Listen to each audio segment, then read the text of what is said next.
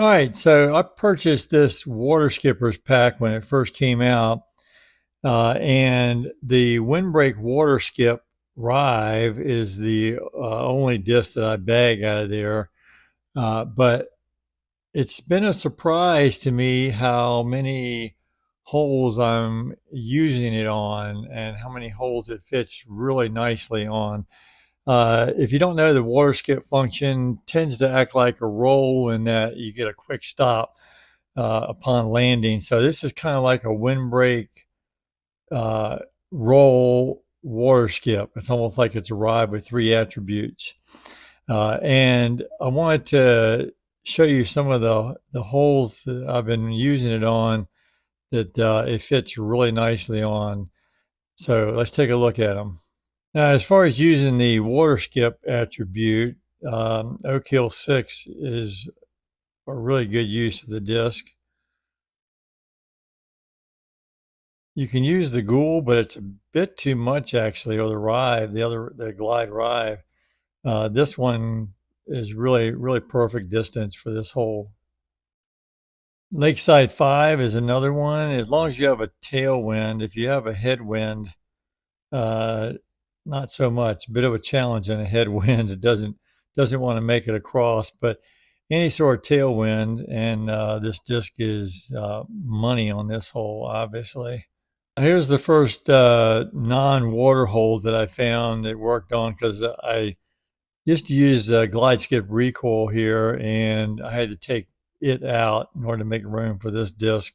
So I was really hoping I could find a line for this, and there is a line almost similar to the recoil line, and it just doesn't skip off. I used to skip off this top of this hill here, but same sort of idea, and the distance is pretty good for this hole. You have to find different release points in different winds, so you'll need to practice that, but it definitely works. Windswept Fields, hole 3. This is one I used to throw the glide roll rive on, but particularly for any strong winds coming out of the left, uh, this disc is really nice. Usually gets you very close to the basket. It's perfect distance, quick stop. That might even be a putt. Yep. So very nice. Valley hole 1. This is another one I used to throw the glide roll rive on, but sometimes it'd be a bit too much of a disc. And the Windbreak water skip is pretty good, much better distance for this hole.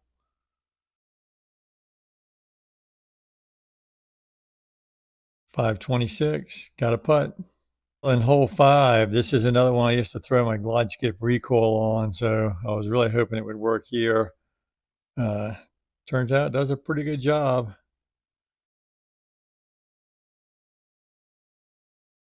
I'd say probably not quite as good as the skip recoil, but it gets me there. 245.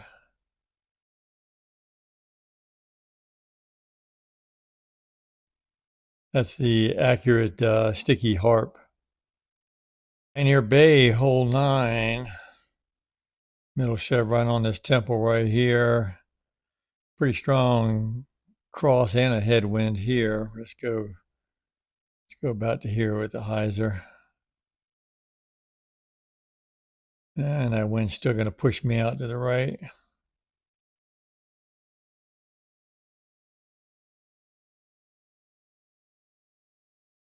Got lucky and got through most of the trees though, but you can see, not bad. Let's see. I usually almost double this, so that's going to be about almost 350. Let's go